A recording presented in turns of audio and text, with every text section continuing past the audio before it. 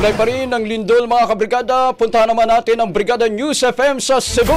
Mga pasyente ng ospital sa Cebu nagsilapasan matapos ang lindol sa Davao. Klase at trabaho suspindido na rin. Brigada Jonalyn Humabis, ibrigada mo! Brigada Live Report! Ramdam rin dito sa lungsod ng Cebu ang malakas na 7.5 magnitude na lindol na yumanig pasado alas 9 kaninang umaga sa Davao Oriental. Nalaman na nagsilabasan sa iba't ibang gusali ang mga tao matapos maramdaman ang pagyanig. Sa Vicente Soto Memorial Medical Center at sa Chongwa Hospital, nagsilabasan ng mga pasyente sa hospital at sa mga staff dahil sa takot. Gayon din ang mga kawani ng mga government offices at nagtatrabaho ng mga high-rise sa building ay nag-uunahan rin upang makalabas sa building. Nag-autos na rin ng suspensyon sa trabaho sa Cebu City Mayor Nestor Archival sa lahat ng mga kawani ng City Hall. Nag-autos na rin ng suspensyon ng face-to-face classes sa buong probinsya ng Cebu dahil sa pagyanig.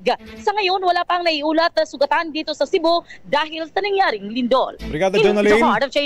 Brigada John, Yeah, Brigada Mayor. Oo, si Brigada Angel ito. Tanong lang namin, although suspendido yung klase ngayong hapon dyan sa Cebu, wala bang paintulot kay Mayor Archibal na mag-conduct ng investigation uli yung mga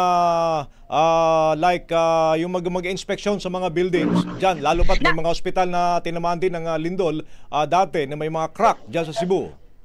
Agad-agad nag-conduct sila ng investigation dito sa mga gusali dito sa Cebu at saka sa mga hospital at saka sa mga paaralan din. So ibig sabihin ongoing yung kanilang inspeksyon. Brigada John, ha? Brigada John, Building dito. Yes po. Ibig sabihin tuloy yung kanilang inspeksyon ngayon, ongoing yung kanilang inspeksyon. Yes po, ongoing ang kanilang inspection sa ngayon at lalo na yung mga building na nag-crack nung nangyaring Okay. So sa ngayon ay nag-check pa sila sa ibang mga gusali lalo na sa mga paaralan at sa mga hospital dito na nayanig din ng lindol nung nangyari doon sa Bugos City. Okay, maraming salamat Jonalyn Humabis. In the heart of changing lives, kini si Brigada Jonalyn Humabis sa 90.7 Brigada News FM Cebu, the Music and News Authority. Ang bahaging ito ay hatid sa atin ng Yummy-Vit ES3 Syrup. Simulang tuparin ang pangarap ng iyong anak. And starting now,